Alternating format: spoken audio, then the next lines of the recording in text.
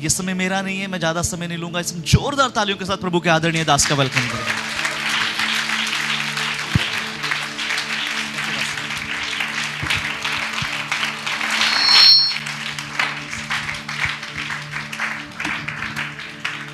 कितना कुछ समय अपनी आंखों को बंद करेंगे, अपने सिरों को झुकाएंगे और परमेश्वर का धन्यवाद करेंगे इस खूबसूरत समय के लिए जो आज परमेश्वर ने हमें इस स्थान के ऊपर बुलाया, इस खूबसूरत कन्वेंशन के लिए। हालेलुया। से के रे बा रोका ताका नामा रोका ते। Thank you Jesus Lord Father God. प्रभु हम तेरा धन्यवाद करते हैं इस समय के लिए परमेश्वर। हालेलुया। जिस समय आराधना की टीम गा रही थी यीशु मसीह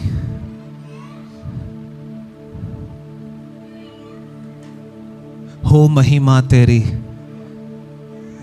मैं सच में देख पा रहा था कि एक रूह की बारिश चारों ओर से स्थान के ऊपर हो रही है। हालेलुया। और ये स्थान पर जहाँ पर आज मुझे प्रभु ने खड़े होने का मौका दिया है, कोई नॉर्मल स्थान नहीं है। जब से सुबह से हम यहाँ पर आए हैं स्थान के ऊपर, पास्टर जी के परिवार से मिले, प्रभु के दास के परिवार से मिले, इस कलीसिया में आए, मैं एक ही वर्ड महसूस कर पा रहा हूँ, लेगेसी।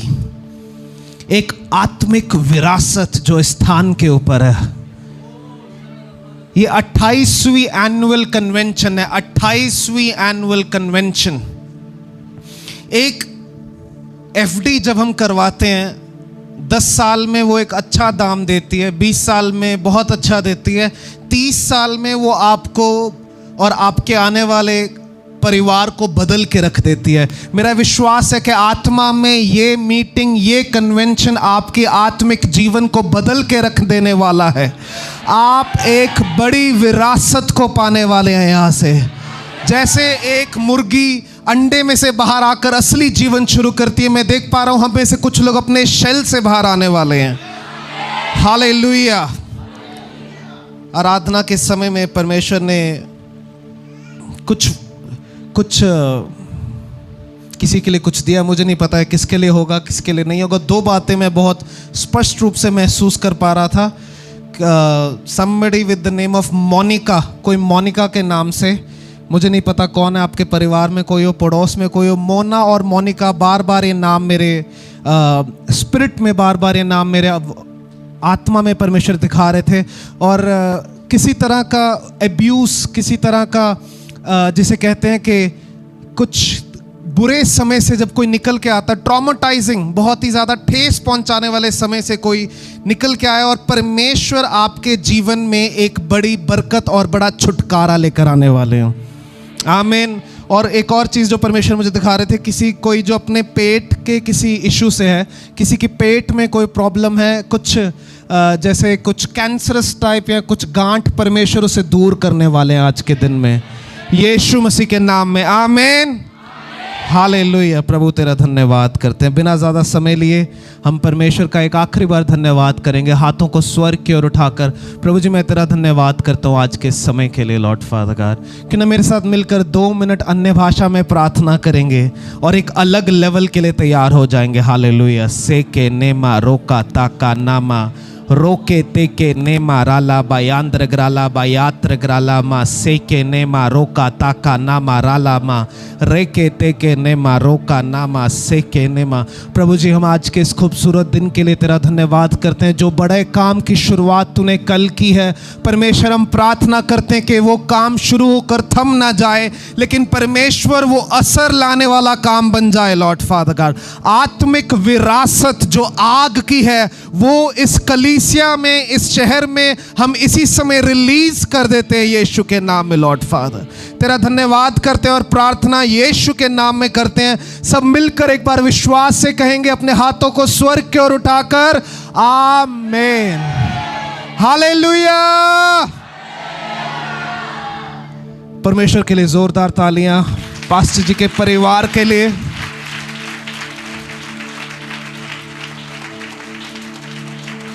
इस कलीसिया के लिए, आपकी पूरी टीम के लिए, क्योंकि सच में इस तरीके की मीटिंग करवाना मैं बाय एक्सपीरियंस जानता हूँ कि ये करवा के पता लगता है जो चैलेंजेस आते हैं, जो वॉरफेयर आता है और जो बरकत आती है वो कितनी बड़ी है। आमीन। मेरा नाम पास्टर जसकरण है। मैं चंडीगढ़ शहर की पैदाइश हूँ। चंडीगढ़ आप सबको पता होगा। मैं कई बार आज भी पास्टर साइमन से बात कर रहा था कि असली पंजाब तो यहाँ पर आके पता लगता है क्या है। हम नकली पंजाब में रहते हैं। कई लोग बड़े खुश हो रहे हैं, दिल से खुंदके होंगी आपकी चंडीगढ़ वालों से। कोई बात नहीं, आज निकाल लेना। मैं इतनी सच में, मैं मजाक में कहता हूँ कि चंडीगढ़ असल में 25% वो डाल दो हरियाणा, 35% आप डाल दो पंजाब, 25% फिर उसमें हिमाचल भी डाल दो और घुमा फिरा कर हम दिल्ली की चचेली बहन बन जाते हैं। लेकिन जो आदर पंजाब में और जो हॉस्पिटैलिटी पंजाब में और जो प्यार पंजाब में, जो छुटकारा पंजाब में, जो बेदारी पंजाब में, वो सच में पंजाब वालों को भी नहीं पता। और मेरा विश्वास है ये बादल की बारिश, इस बेदारी के बादल की आज हमारे ऊपर होने वाली है। हालेलुया। पिछले दिनों में दिल्ली से एक पास्टर हमारे कैंप में आए, जहां पर पास्टर साइमन जी भी आए थे। उन्होंने कहा मैंने जरा पंजाबी वाली हालेलुया सुना दो, मैं दिल्ली से आया हूँ। तो हमारी मीटिंग में उनको पता नहीं था, कोई हरियाणा से, कोई एमपी से, अलग अलग जगहों से लोग बैठे थे। उन्होंने कहा सुना दो पंजाबी वाले हालेलुया। आगे से निकला लेकिन आप लोगों के बीच में आके पता लग रहा है कि हालेलुया क्या होता है। आज सच में लुधियाना शहर के ऊपर जो भी दुष्टता का असर है वो टूटने वाला है। ये चाहिए माइक मोइक, हम अपनी आवाज से स्वर्ग को नीचे ले आएंगे।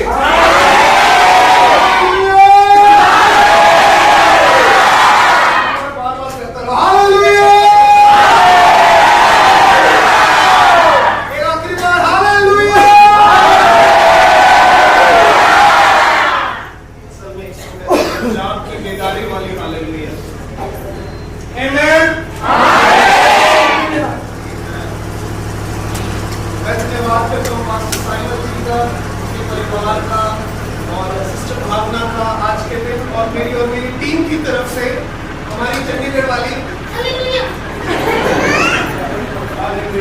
कितने लोग खुश हैं इस मीटिंग में आप? आमीन। थोड़ी सी नाल ला जानी जाते। कल जब मैं इनके लिए प्रार्थना कर रहा था तो प्रभु ने मुझे इनके लिए दिखाया कि he is not called for normal ministry. वो आम सेवकाई के लिए नहीं बुलाए गए हैं, वो एक स्पष्ट खास बुलाहट के लिए बुलाए गए हैं। जो शहर धर्म के लिए जाना चाहता है, रिलीजन के लिए जाना चाहता है, वो ऐसे दास के द्वारा परमेश्वर की इच्छा है कि वो बेदारी के लिए जाना चाहे। जो कल की बेदारी, जो परमेश्वर ने मुझसे स्पष्ट रूप में इनके लिए कहा, जो कल की बेदारी। होता क्या है कि नेहमाया के जीवन में क्या हुआ, एक बेदारी आई, लेकिन 400 सालों तक वो होते होते क्या हुआ, वो बेदारी धर्म में बदल गई, फरीसी और सदूसियों में बदल गई। लेकिन फिर एक यूहन्ना बपतिस्मा देने वाला खड़ा हुआ जिसने यीशु का मार्ग तैयार किया, जो धर्म से वापस बेदारी के काम में लेकर आया, जो पुरानी बातों को छोड़कर नए काम में लेकर आया। परमेश्वर ने मुझे दिखाया कि पास्टर साइमन यूहन्ना बपतिस्मा देने वाले की तरह परमेश्वर के मार्ग को तैयार कर रहे हैं। इस गली से, इस शहर में एक बड़ी बेदारी परमेश्वर के दास के द्वारा आने वाली है। The spirit that worked in John Hyde, जो प्रभु के दास जॉन हाइड में आत्मा काम करता था, जिस तरीके से काम करता था, उस तरीके से पास्टर साइमन के द्वारा काम करने वाला। और केवल आप नहीं, हम नहीं, बहुत सारे लोग आशीष पाने वाले इस परिवार के द्वारा। आमीन, हालेलुया।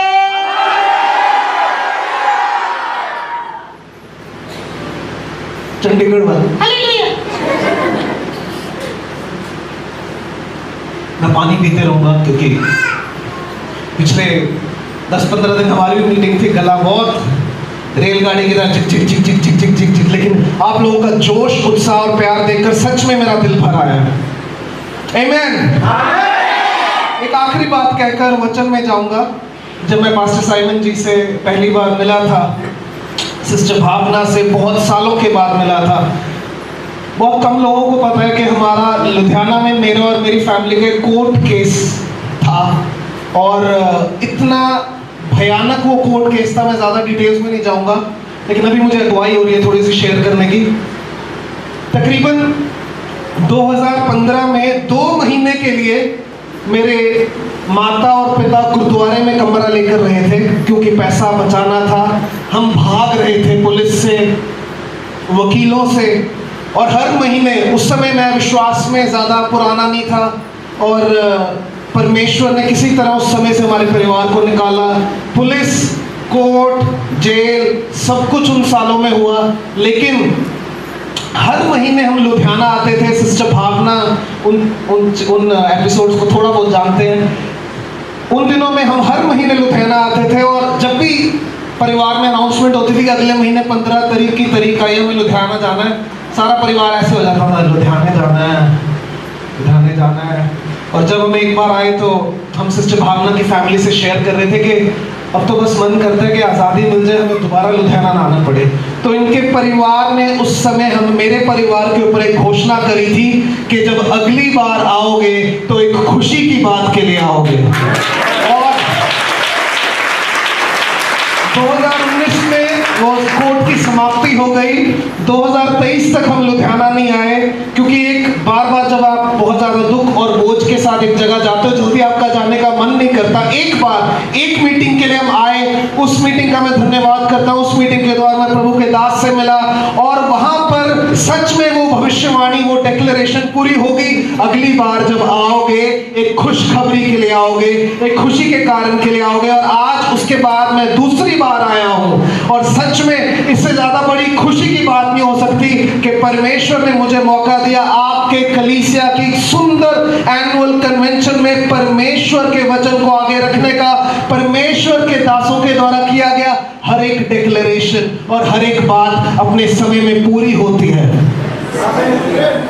पास्टर संतोष और मैं किताब पढ़ रहे थे, उस किताब के शुरुआत में वो डिक्लेरेशंस के ऊपर किताब है, वहां पर लिखा है, we don't always get what we pray but we always get what we से।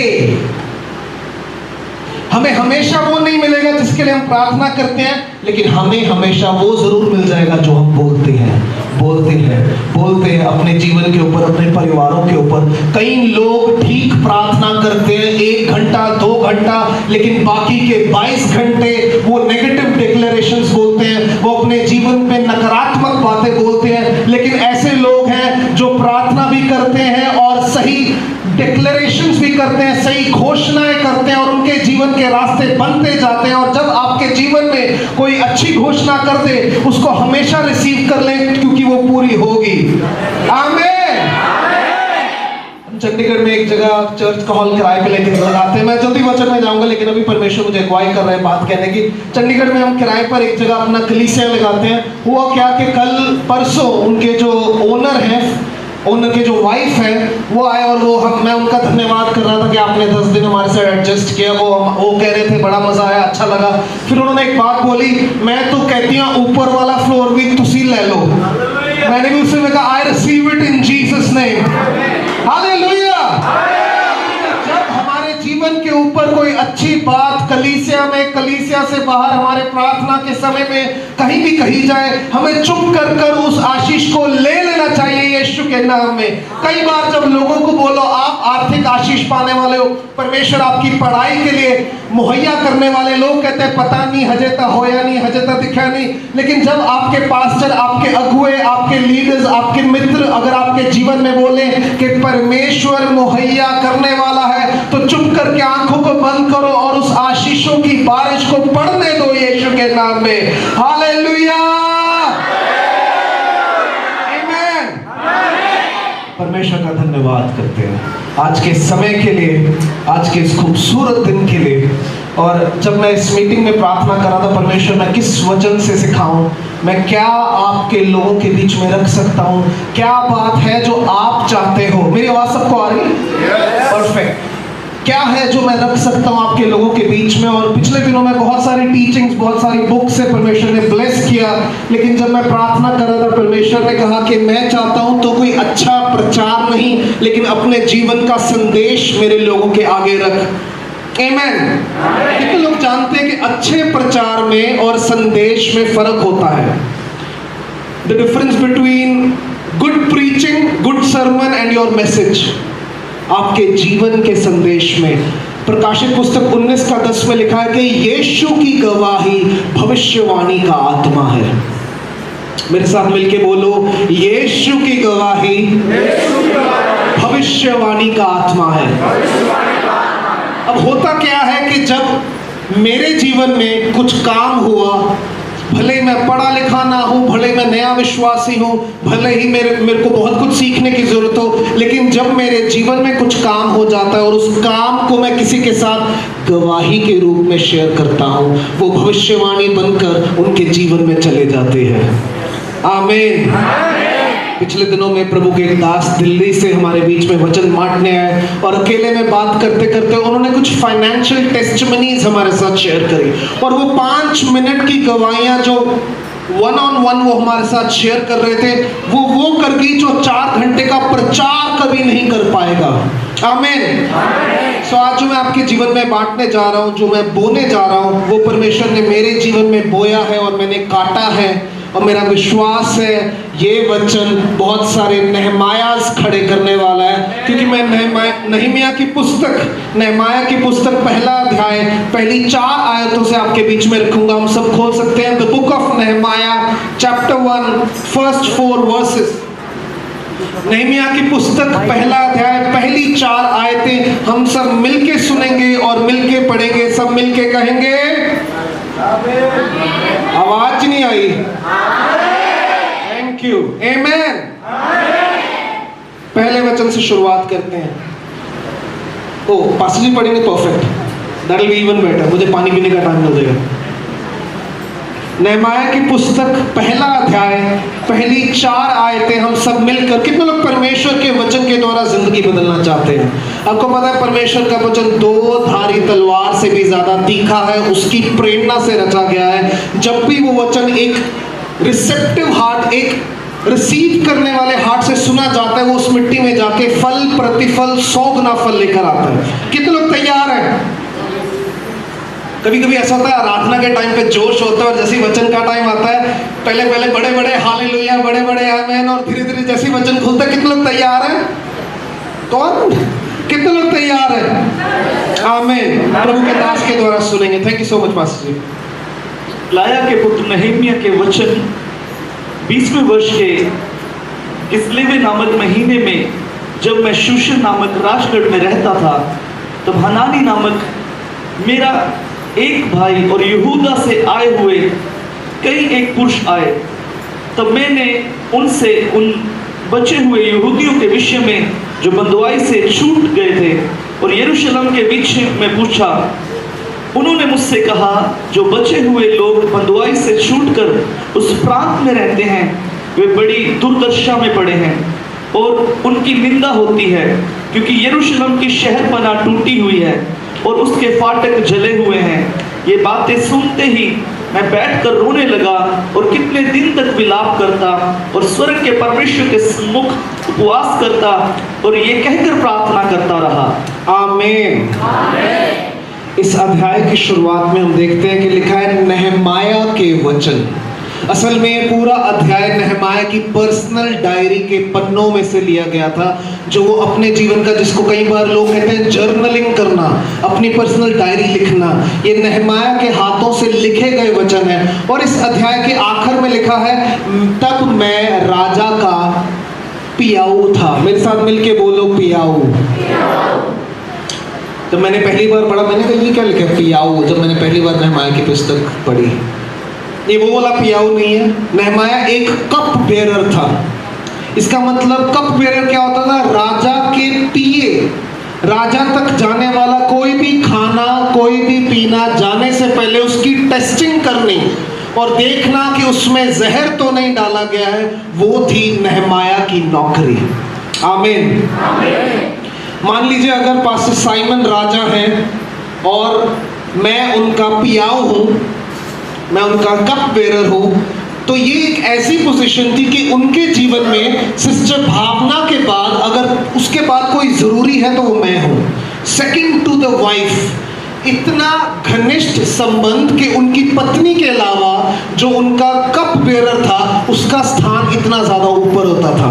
नहमाया बंधुआई में पैदा हुआ, अनाथों से भी ज्यादा मुश्किल स्थितियों में पैदा होकर नहमाया ने एक गैर यहूदी साम्राज्य में इतनी बड़ी नौकरी पाली थी। नहमाया कोई, जब कई बार मैं प्रचार सुनता हूँ कुछ लोग ऐसा सोचते हैं कि नहमाया वेटर था, कि नहमाया नॉर्मल बस गिलास पकड़ के यहाँ रखता था वहां रखता था, राजा के लिए सरकारी नौकरी थी। नहीं, नहमाया एक किस्म से प्रधानमंत्री का पीए था।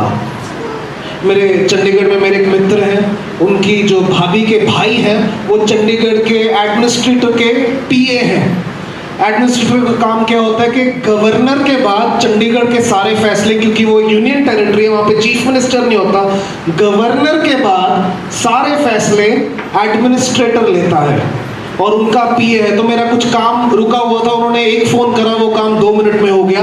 पीए की इतनी पावर होती है, नहमाया की इतनी पावर थी। अब थोड़ी सी जानकारी मैं आपको और देना चाहता हूँ। कितने लोग बने हुए मेरे साथ? वेरी गुड, आप बहुत अच्छे लोग हैं।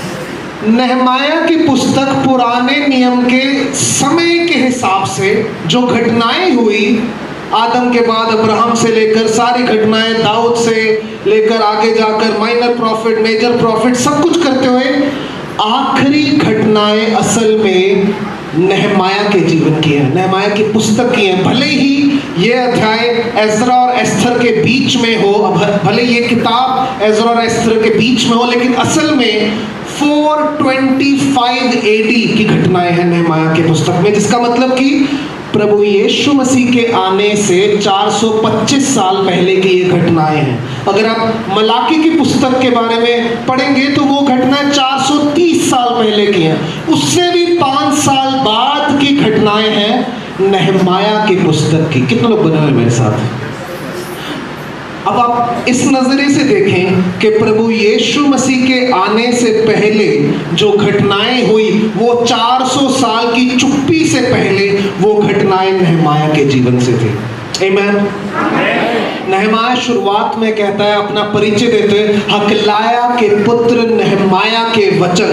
जब वो किस्लेव के महीने में राजा का पीए था, वो लिखता है उस समय उसके जो कज़न था हनानी, वो कुछ यहूदियों के साथ वहां पर आया और पहली बात नहमाया ने पूछी कि परमेश्वर के लोग कैसे हैं। मेरे साथ मिलके बोलिए, परमेश्वर के लोग कैसे हैं। जो लोग सच में प्रभु की कलीसिया, प्रभु के लोगों का बोझ रखते हैं, वो आपसे मिलते ये नहीं पूछेंगे स्टॉक मार्केट कैसी है, तेरी तनख्वाह कैसी है, कल तेरा वीजा कब लग रहा है। वो पहले ही पूछेंगे तेरे कलीसिया में परमेश्वर के लोग कैसे हैं। आमीन। और उस समय हनानी ने उसे कहा, लोगों का बुरा हाल है, शहपना टूटी हुई है, पूरा राज्य खतरे में है, हमारी कोई इज्जत नहीं है, कोई भी कभी भी कुछ भी लेकर आ रहा है और हम अभी तक जो हमारे साथ बुरा हुआ था उससे बाहर नहीं आ पाए। और चौथे वचन में लिखा है, ये सुनकर मैं बैठकर रोने लगा, मैं बहुत दिनों तक रोता रहा, कुछ दिन तक मैं स्वर्ग के परमेश्वर के सामने उपवास और प्रार्थना करता रहा। सब मिलके कहेंगे आमीन। आमीन। जिस समय उसे पता लगा शहपना टूटी है, प्रदेश के फाटक जला दिए गए हैं, लोग एक किस्म से नंगे हैं, उनको कोई बचाने वाला नहीं है, उनकी कोई सिक्योरिटी नहीं है, उस समय नहमाया के ऊपर बोझ आ गया और नहमाया उस दिन से उपवास प्रार्थना रोने लगा। सब मिलके कहेंगे आमीन। मेरा पूरा विश्वास है आप में से काफी लोगों ने नहमाया की पुस्तक पहले पढ़ी होगी। नहमाया को अगर 2 हिस्सों में बांटें तो नहमाया की पहली 6-7 अध्याय जो है उसमें वो दीवारें दोबारा कंस्ट्रक्ट करवाता है, वो यरूशलेम की लूटी हुई इज्जत को दोबारा लेकर आता है। और उसके बाद 7वें अध्याय के बाद क्या होता है, नहमाया के जीवन के द्वारा परमेश्वर एक बड़ी बेदारी यरूशलेम में लेकर आते हैं। अगर आप स्टडी करेंगे तो मेरे पर्सनल हिसाब से प्रेरितों की पुस्तक 2 अध्याय के बाद अगर पूरी बाइबल में कोई सबसे बड़ी बेदारी हुई तो वो नहमाया के समय में हुई। लोग परमेश्वर के पास वापस आए। सुबह से लेकर शाम तक परमेश्वर का वचन, आराधना, बिना कोई मीटिंग के, बिना कोई ऑर्गेनाइजेशन के लोग रोने लगे। परमेश्वर का वचन खुलता था, लोगों के आंसू निकलने लग जाते थे। ऐसा प्रचारक बस इतना बोलता था कि ये यहोवा की ये वाणी है, लोग रोने लग जाते थे। लोग सारा सारा दिन रोते थे और उनके पास्टर को, उनके लीडर को उनको कहना पड़ता था, रोना बंद करो, अब खुशी का समय है, जाओ और खुशी बनाओ, आपस में खाना बांटो। ऐसी बेदारी परमेश्वर लेकर आए। और सच में मेरा विश्वास है इन दिनों में जब आप उपवास प्रार्थना कर रहे हैं, आपके जीवन में भी ऐसी भूख और ऐसी बेदारी परमेश्वर लेकर आने वाला है। प्रभु की दासी मुझे बता रहे थे कि आज सुबह 4 बजे से आप में से काफी लोग यहाँ पर प्रार्थना कर रहे थे, उपवास कर रहे थे। पास्टर साइमन ने मुझे अल्टीमेटम दिया था कि आपने 8 बजे तक आना ही आना है।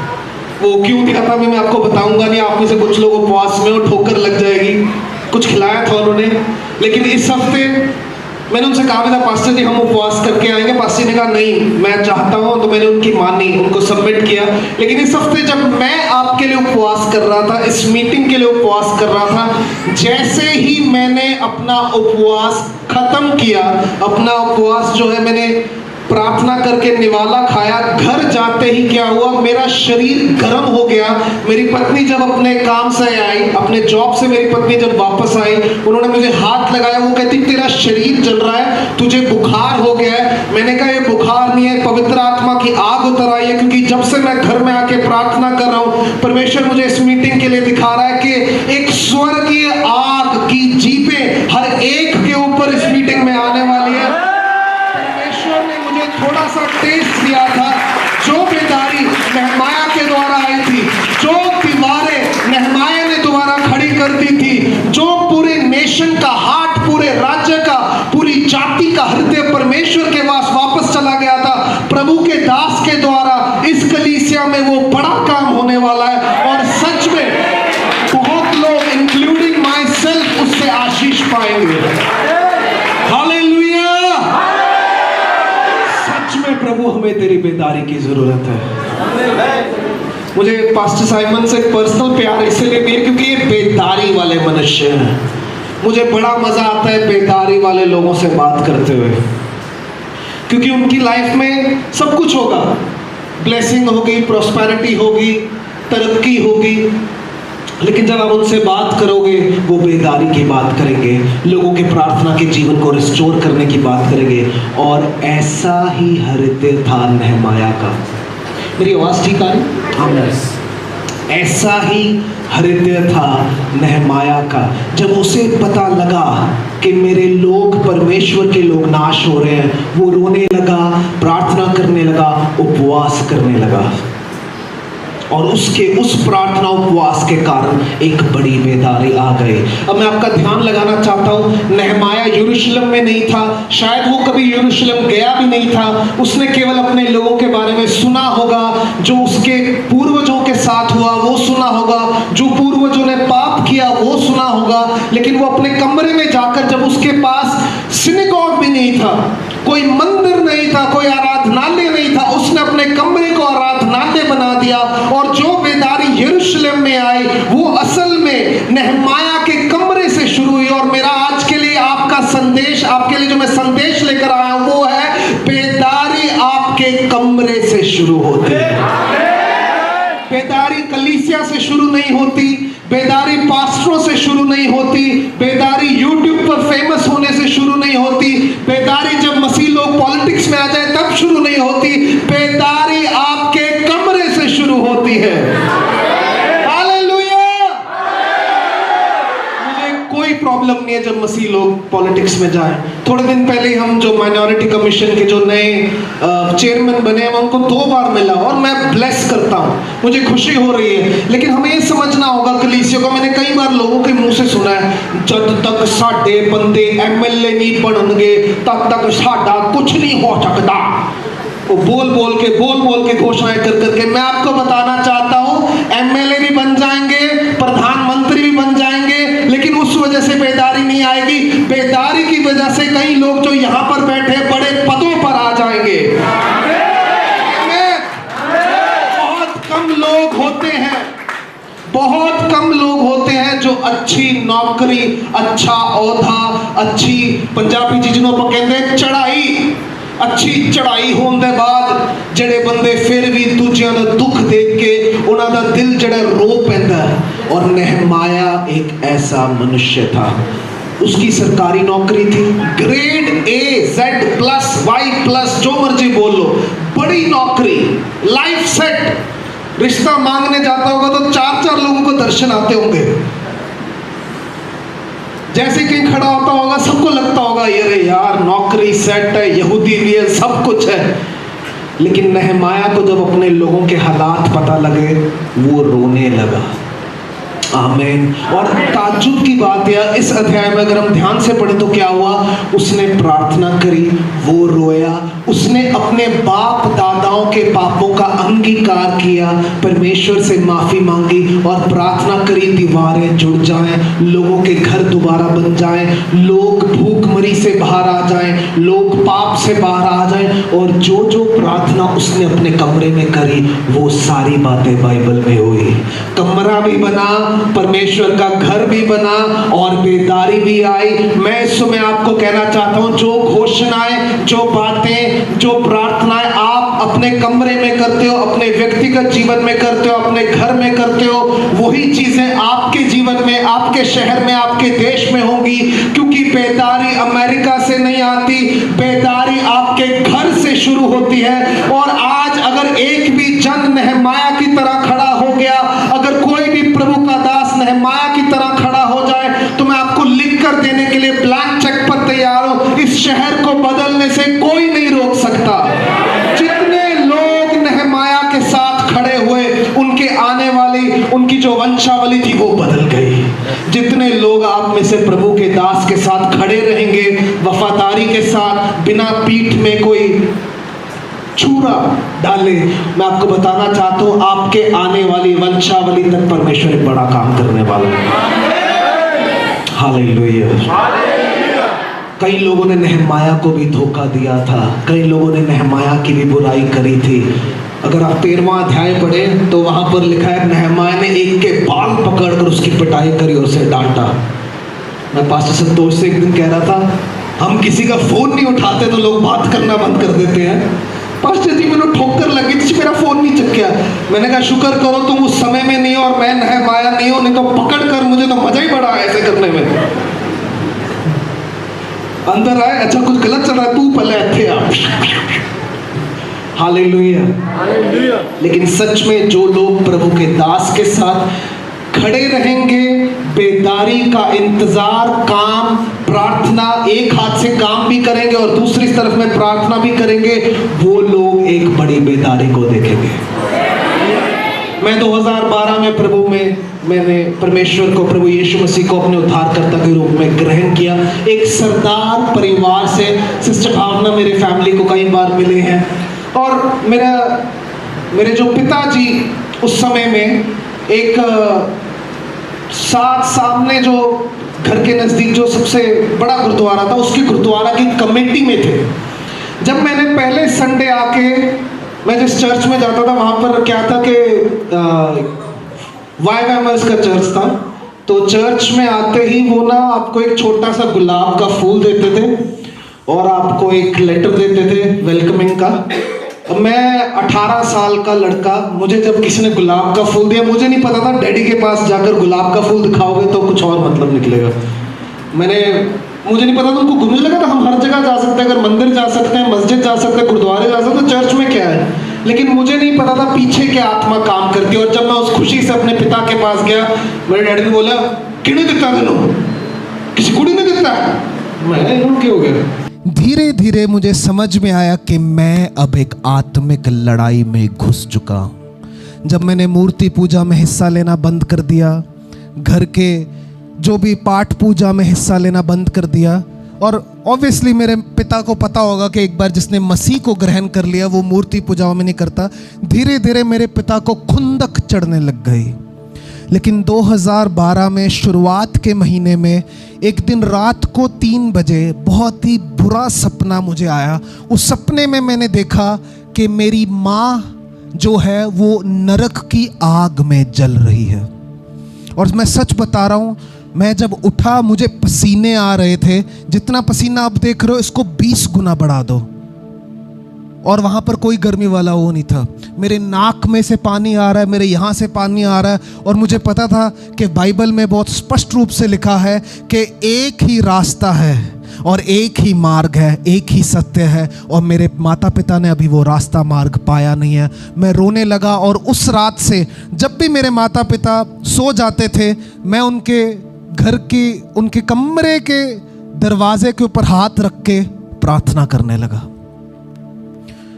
मैं 2 महीने पुराना विश्वासी, मैंने यूहन्ना की पुस्तक पढ़ी है, वो भी जर्र करके। मुझे कुछ नहीं पता मध्यस्थ की प्रार्थना क्या होती है, किसी ने मुझे कोई ट्रेनिंग नहीं दी, लेकिन मुझे इतना पता था कि अगर आज मेरे माता पिता इस संसार को छोड़ के चले जाएं, वो स्वर्ग नहीं जाएंगे। और इस बात के बोझ ने मुझे मजबूर किया कि मैं परमेश्वर के सामर्थ और प्रार्थना में जाऊं। वो सोते थे, मैं हाथ रखे, मुझे बोलना भी नहीं आता था, बस मेरे आंसू निकलते रहते थे, लगातार निकलते रहते थे, और मैं एक ही बात कहता था, परमेश्वर जो शांति तूने मुझे दी है वो इनको भी दे दे, जो काम तूने मेरे जीवन में किया है वो इनके जीवन में भी कर दे। 2012, 13, 14, 15, 16, 17 मैंने बड़े से बड़े प्रभु के दास से अपने पिताजी को मिलवाया, बड़े थियोलॉजियन से पिताजी को मिलवाया, बहुत सारे लोगों से। एक समय ऐसा आ गया, मेरे पापा ने बाइबल ही उठाकर घर से बाहर फेंक दी। मेरे घर में पास्टरों का आना मना था, कोई भी जो प्रभु की बात करेगा उसका घर में आना मना हो गया। शुरुआत के दिनों में उनका दिल बहुत अच्छा खुलने लगा, वो चर्च भी आने लगे।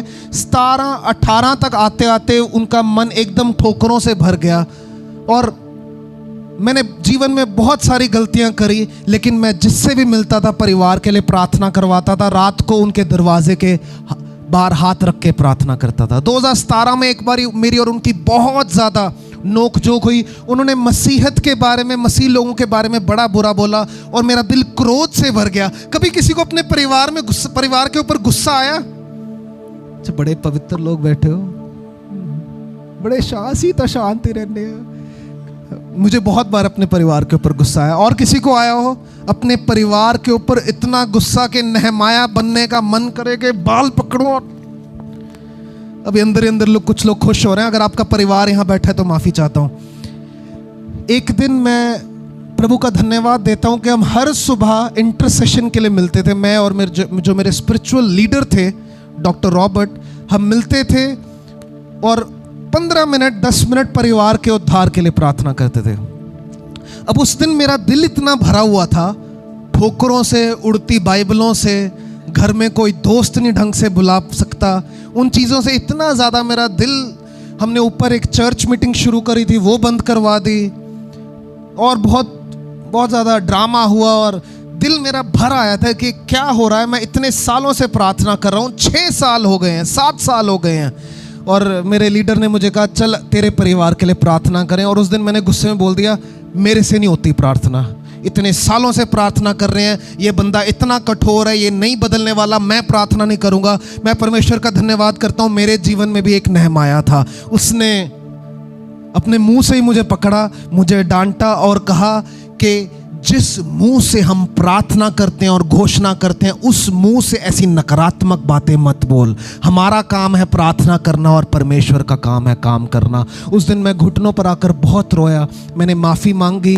और पिछले 6-7 साल की प्रार्थना के ऊपर जो मैं पानी डालने वाला था, जो आग के ऊपर पानी डालने का मैं काम करने लगा था, मैंने परमेश्वर से कहा, परमेश्वर मुझे माफ़ कर, शक्ति दे, परमेश्वर मुझे हृदय दे।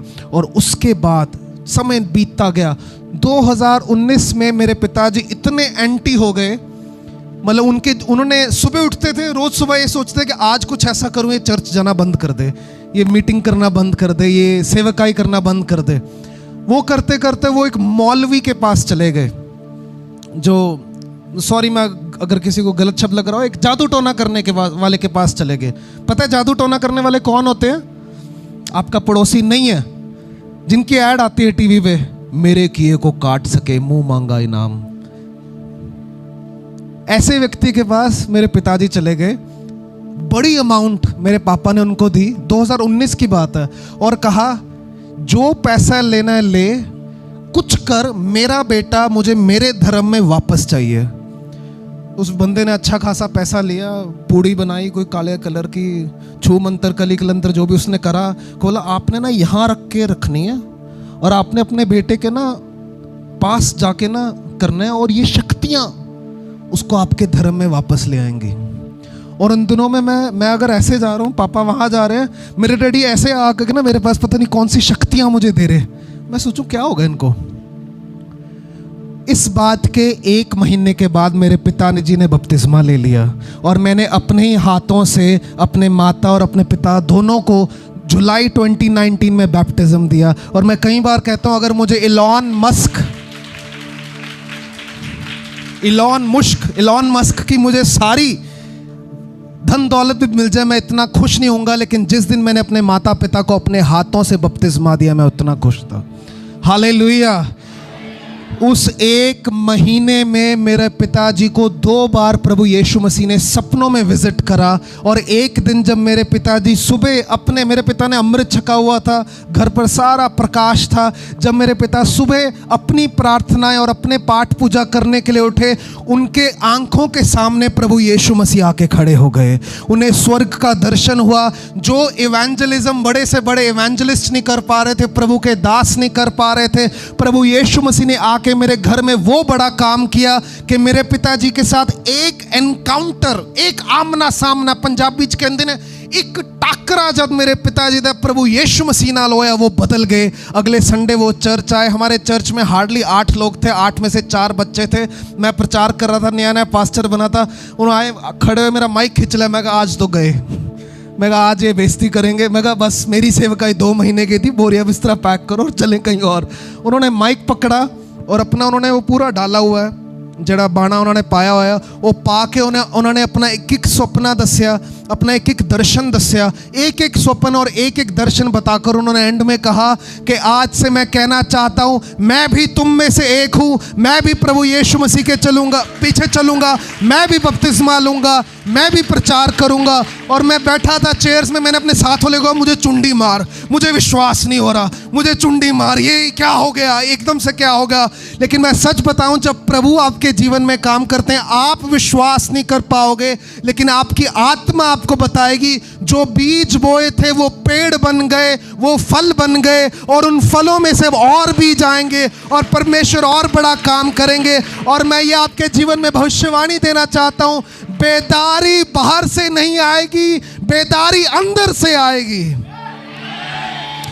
बेदारी किसी का हाथ लगाने से, तेल लगाने से, बेदारी रुमाल, मेरा गंदा रुमाल आपके मुंह में लगाने से नहीं आएगी। बेदारी जब आपका कमरा आपकी वेदी बन जाएगा, बेदारी तब आएगी। क्योंकि बेदारी आपके कमरे से शुरू होती है। मुझे लगता था बेदारी अमेरिका च मिलेगी, बेदारी अपोस्टल को मिलेगी, बेदारी भविष्यवक्ता के पास मिलेगी, बेदारी किसी यूट्यूबर के पास मिलेगी। लेकिन मुझे 2023 में परमेश्वर ने अच्छे से समझाया, बेदारी तेरे कमरे से शुरू होती है। हालेलुया।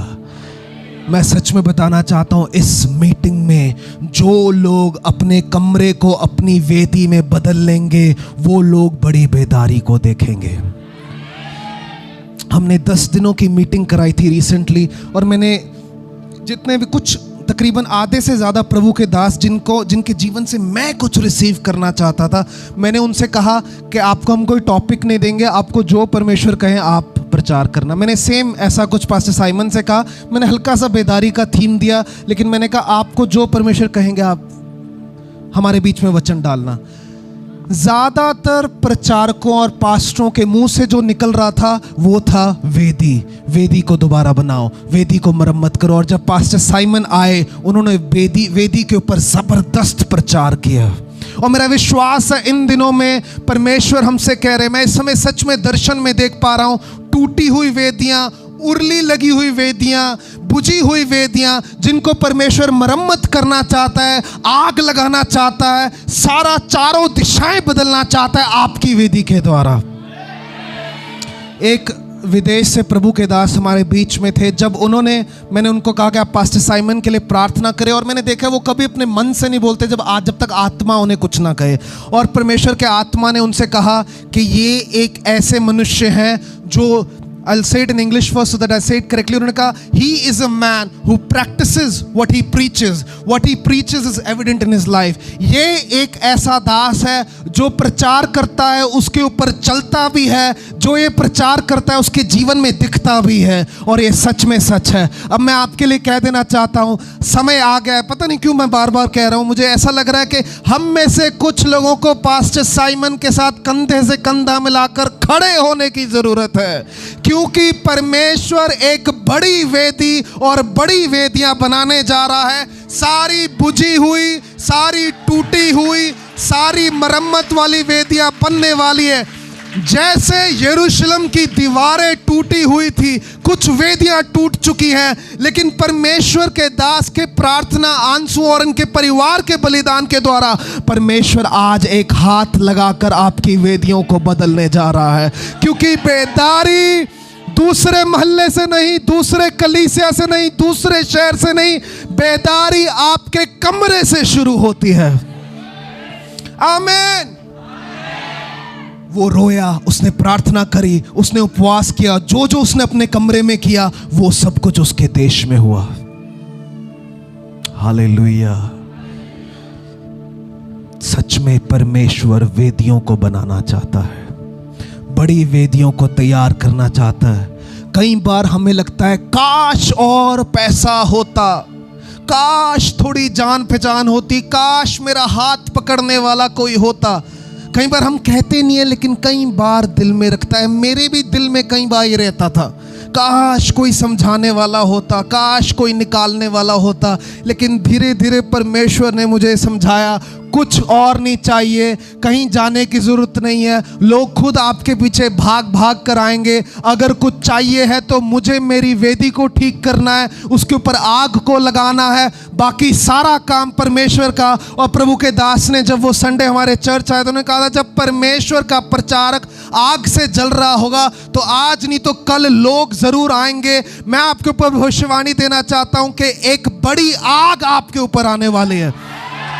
और ये बात मैं सिर्फ जोश में आके नहीं बोल रहा, जब मैं आपके लिए प्रार्थना कर रहा था मुझे परमेश्वर ने दिखाया कि कुछ वेदियां बिल्कुल सही बनी हुई हैं, बस आग की कमी है। और परमेश्वर ने कहा, मैं स्वर्ग से मैंने देखा कि परमेश्वर के पास एक नेवर एंडिंग फायर थी, परमेश्वर के सिंहासन में कभी ना बुझने वाली आग थी, और उन्होंने वो थोड़ी सी आग ली और आपके पूरे कलीसिया के ऊपर डाल दी।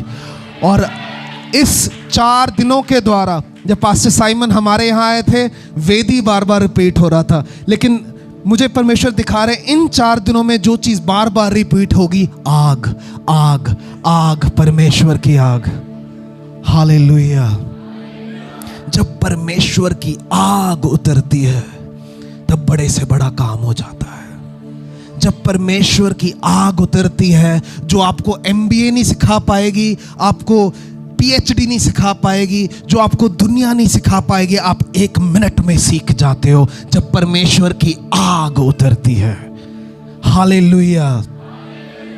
जब एक बच्चा जब छोटा होता है, माँ के गर्भ में होता है, पैदा होता है, धीरे धीरे बड़ा होता है। मैं भाई से बहुत टाइम बाद मिला, सिस्टर भावना के भाई से। मैं इनको जब मिला था इतने से थे, आज मैं मिला ऐसे करके मिलना पड़ा। बड़े हो गए हैं, दाढ़ी आ गई है, चिट्टा चश्मा भी आ गया है, बड़े हो रहे हैं। एक दिन हम सब बड़े होते जाएंगे, हमारे झुर्रियाँ भी आएंगी, बाल भी सफ़ेद हो जाएंगे। जल्दी नहीं होंगे, आराम से 100 साल के बाद होंगे, है ना? आमीन। लेकिन जब परमेश्वर ने आदम और हवा को बनाया, उन्होंने जब हवा को बनाया, आदम की एक पसली को लिया और उसके द्वारा पूरी की पूरी हवा को बना दिया, और उसने अपना श्वास डाला। और जो होने में उस समय में 50, 500, 1000 साल लगने चाहिए थे, परमेश्वर के एक स्पर्श के द्वारा हवा उसी समय बन गई। क्योंकि जब परमेश्वर किसी चीज़ को छूता है जो 1000 सालों में नहीं हो सकता, वो 1 सेकंड में हो जाता है। हालेलुया। मैं आपको सच में बताना चाहता हूँ, आपको कहीं और जाने की ज़रूरत नहीं है, आपको अपने पास्टर को भी तंग करने की ज़रूरत नहीं है। आपके कमरे में एक वेदी है, आपके घर में एक वेदी है, उसको दोबारा बनाओ, उसको साफ करो, उसके ऊपर रोज़ काम करो, और उस एक स्पर्श में जब परमेश्वर का आग उतरेगा, आप रातों रात बदल जाओगे। हालेलुया। क्योंकि बेदारी कहीं और से नहीं, बेदारी आपके कमरे से शुरू होती है। आमेन। Thank you Jesus. आप में से हो सकते हैं कुछ लोग कहें पास्टर जी मेरा तो अपना कमरा ही नहीं है मेरे को। अगर आपके पास एक कुर्सी भी है, एक कुर्सी भी आपके पास है, वो आपकी वेदी बन जाएगी। आमेन। तकरीबन 1.5 साल के लिए मैं देश में नहीं था, और पिछले साल जून के बाद जब पास्टर साइमन भी हमारे वहाँ स्कूल के लिए, डिसाइपलशिप स्कूल के लिए आए थे, उसके बाद मेरे जीवन में एक ऐसा समय आया, मुझे समझ नहीं आ रहा था कि अपने जीवन को, कलीसिया को अब आगे कैसे लेकर जाया जाए। ठीक है, रिपेंटेंस आ गई, जीवन बदल रहा है, लेकिन अब मैं आगे, परमेश्वर आपने मेरे लिए क्या रखा है। और मैंने, जो मेरी वाइफ के पास्टर थे जिन्होंने आपके लिए प्रार्थना करा था, मैंने उनसे रिक्वेस्ट करी कि पास्टर मैं आपसे कुछ चाहता हूँ, मुझे कुछ नहीं चाहिए आपसे, मुझे आप अपने कलीसिया की चाबी दे दो। वो कहते हैं, मैं कहा नहीं, मुझे चाबी दे दो, मैं सिर्फ सुबह जाऊँगा, कुछ समय मैं परमेश्वर के साथ बिताना चाहता हूँ। मैंने सबका फ़ोन उठाना बंद कर दिया, कई बार कुछ ज़रूरी फ़ोन भी नहीं उठाए। मैंने यहाँ पर घर पे बात करनी बंद कर दी, क्योंकि मैं किसी और ही जोन में चला गया। और पास्टर ने कहा आप चाबी लीजिए, आप आइए, प्रार्थना करिए, फुली आपका। मैं सुबह 5 बजे उस चर्च हॉल में जाता था, और शुरुआत में मैं अपनी पत्नी से कहता था बुरा तो नहीं मानोगे अगर मैं 9 बजे आऊँ। वो कहती प्रार्थना के लिए जा रहे हो, फिर नहीं बुरा मानोगी। पत्नियाँ मुस्कुरा रही हैं, बोले आमीन।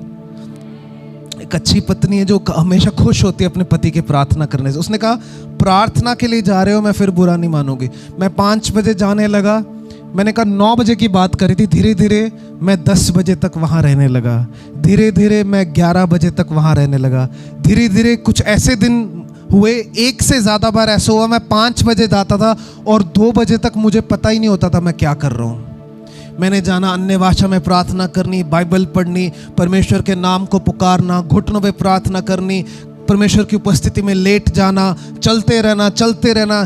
तकरीबन मैं बिना अगर सच बताऊं, मैंने बहुत ज़्यादा वेट लॉस कर लिया प्रार्थना करते करते। आप में से जो लोग पतले होना चाहते हो, जिम जाने की ज़रूरत नहीं है, प्रार्थना करनी शुरू करो, आप खुद आपका बॉडी जो सही डायरेक्शन में जाना शुरू कर देगा। कुछ लोग एक दूसरे की तरफ देख रहे हैं, पता नहीं क्यों, लेकिन आप अपने लिए सुनिए, आमीन।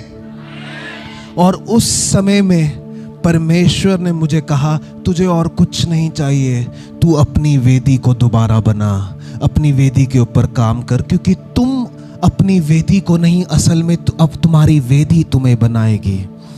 आमीन। एक बार दोबारा बोलूं, तुम अपनी वेदी को नहीं, जब तुम अपनी वेदी को बना रहे हो, तुम्हारी वेदी तुम्हें बना देगी।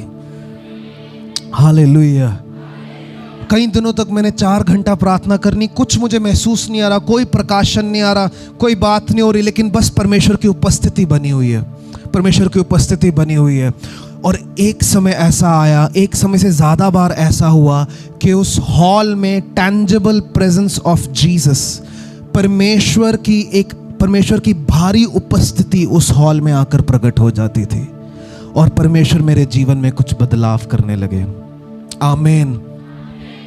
मुझे याद है कि इस सीज़न से जब मैं होकर गुजर रहा था, हमारे उस शहर में एक बहुत ही बड़े प्रभु के दास की मीटिंग थी, और मैं उनकी मीटिंग में 3-4 बार पहली बार गया, और हज़ारों लोग वहाँ पर, मतलब मैं ज़बरदस्ती मिलने भी चला गया, मैंने फ़ोटो भी ले ली, क्योंकि एक एक्साइटमेंट थी प्रभु के दास के लिए, हमारे लिए वही हीरो होते हैं। मैं सब कुछ अच्छा, लेकिन उस प्रार्थना के सीज़न के बाद क्या हुआ, मैं उस मीटिंग को अटेंड कर रहा था, और उस प्रभु के दास ने खुद मेरी ओर ऐसे ऐसे करके देखा, मुझे कहा, और मेरा हाथ मिलाया और मुझे पहचाना और कहा तुम अभी तक घर नहीं गए, सब ठीक है।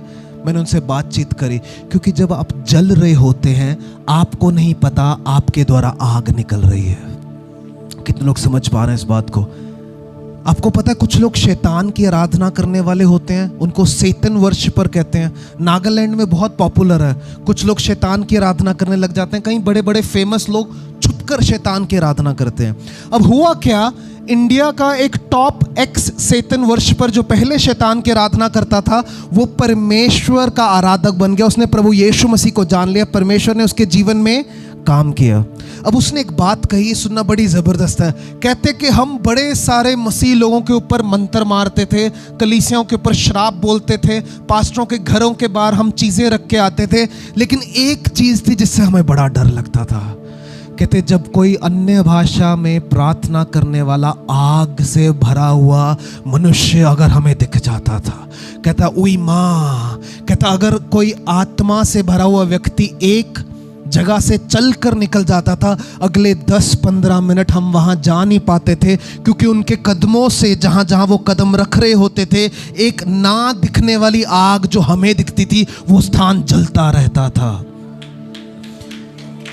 अगर इस मीटिंग के द्वारा आपने अपने आप को आग से भर लिया, आपको कुछ नहीं करना है, आपको आपके घर में प्रवेश करना है। आप सोचते होंगे पास्टर जी आपको नहीं पता, बड़ी दुष्ट आत्माएं हैं पास्टर जी, बड़े बंधन है, बड़े गुस्सा है, बड़ी रुकावटें हैं। मैं आपको कहना चाहता हूँ, आप प्रवेश करोगे, वो आग सब चीज़ों को दूर कर देगी।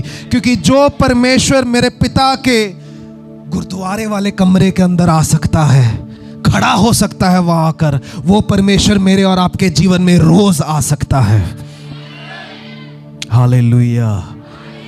कितने लोगों के घरों में लोग बचाए नहीं गए हैं, पूरा परिवार विश्वास में नहीं आया। इसमें कोई शर्माने की बात नहीं, कोई अचीवमेंट या कोई बुरी बात नहीं। हाथ उठाएं अगर आपके परिवार में एक भी जन है जो बचाया नहीं गया है, ऊंचा उठाएं। मैं आपसे कहना चाहता हूं, वेदी बनाने का समय आ गया है। रोज प्रार्थना करें, उनके दरवाजे के ऊपर हाथ रख के प्रार्थना करें, उनके गाड़ी मोटरसाइकिल के ऊपर हाथ रख के प्रार्थना करें, कलीसिया में उनके लिए प्रार्थना करें। मैं सच बताऊं, मैंने जीवन में बहुत गलतियां करी हैं, बहुत। मैं आपको भी लग रहा होगा ये बड़ा ज़बरदस्त इंसान है, मैं बहुत गलत इंसान था मसीह में आने के बाद भी। लेकिन एक चीज़ जो मैंने जीवन में ठीक करी, जब भी मुझे कोई प्रभु का दास मिलता था, मैं अपने परिवार के लिए प्रार्थना करवाता था। जब भी मैं कलीसिया जाता था, मैं अपने परिवार के लिए प्रार्थना करवाता था, उद्धार के लिए प्रार्थना करवाता था। जब भी मैं किसी मीटिंग में जाता था, कभी भी कोई प्रेयर पॉइंट मांगता था, जॉब, करियर, मिनिस्ट्री, बाद में मेरे परिवार के उद्धार के लिए प्रार्थना करो। और कई बार ऐसा लगता था मैं दीवार के ऊपर सिर मार रहा हूँ, कुछ नहीं हो रहा, कुछ नहीं हो रहा। लेकिन मैं आपको बताना चाहता हूँ, जब वो दीवार टूटती है, एक नई दीवार खड़ी हो जाती है। कभी यरूशलेम की दीवार बनने से पहले हमें यहोशू की फौज के साथ मिलकर कुछ दीवारों को गिराना भी पड़ता है।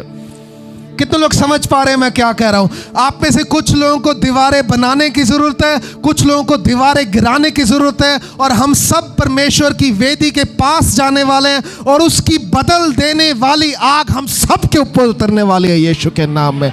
Hallelujah, thank you Jesus. प्रभु हम तेरा धन्यवाद करते हैं। अपनी प्रार्थना की वेदी के ऊपर काम करें। थोड़ी हास्य की बात सुना दूं अब बड़े सीरियस लग रहे हो, सुना दूं सर? कई बार क्या होता है कि प्रचार चल रहा होता है, जोश होता है, और लेकिन असल में सब कुछ वहां से जा रहा होता है। यहां पर ऐसा नहीं है। मनी माजरा में एक बार कैमरन मेंडेस जी वहां पर आए, जो यीशुआ बैंड से, और एक पास्टर आए, उन्होंने मीटिंग ऑर्गेनाइज करी और पूरा प्रचार चल रहा, यीशु के कोड़े खाने से हम चंगे हुए हैं, कोड़े खाने से चंगे हुए। सब बोल रहे हालेलुया, सब बोलो हालेलुया, सब बोलो हालेलुया।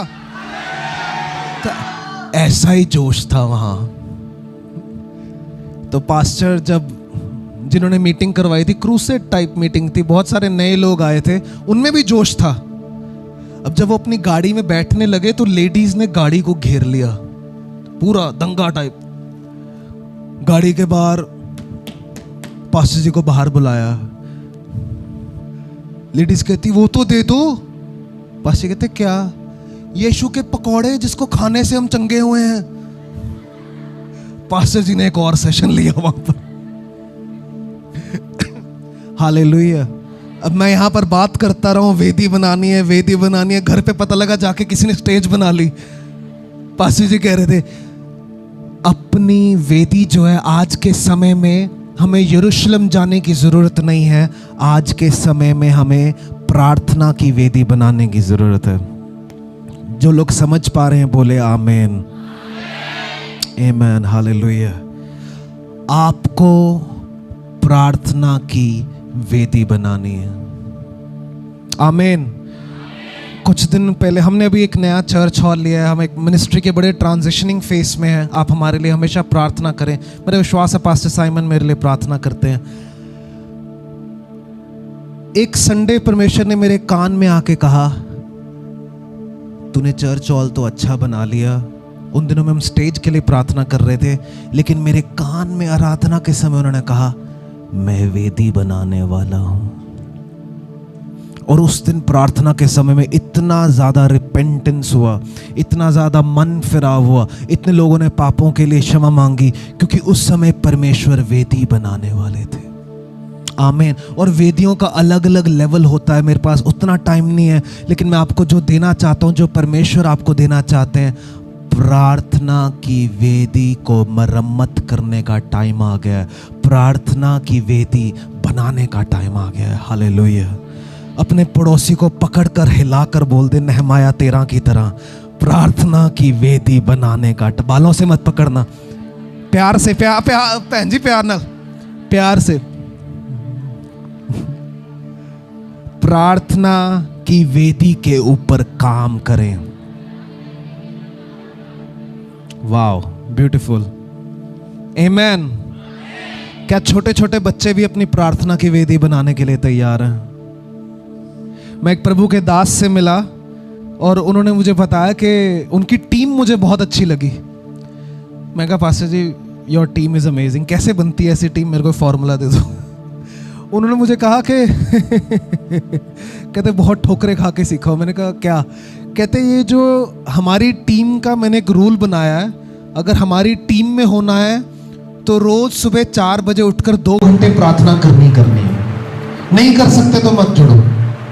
और कहते, मैंने कहा अच्छा दूसरा? कहते दूसरा रूल ये है, हफ्ते में 2 दिन उपवास करना ही करना है। मैंने कहा पास्टर जी, पहले मैं तैयार हो जाता हूँ आपकी टीम के लिए, क्योंकि सच में अगर परमेश्वर के सेवकाई में अगर हम कुछ इतिहास रच देने वाला काम देखना चाहते हैं तो एक ऐसी वेदी हमें बनानी पड़ेगी।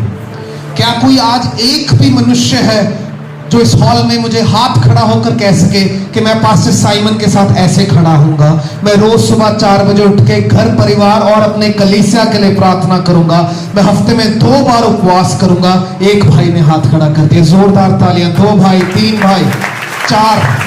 क्या बहनें नहीं करना चाहती? 5, 6, 7, 8, 9, 10, 11, 12। हालेलुया। मैं बताता हूं, हमारा यहाँ आने का मकसद पूरा हो जाएगा अगर एक व्यक्ति भी कल सुबह 4 बजे प्रार्थना के लिए उठ गया।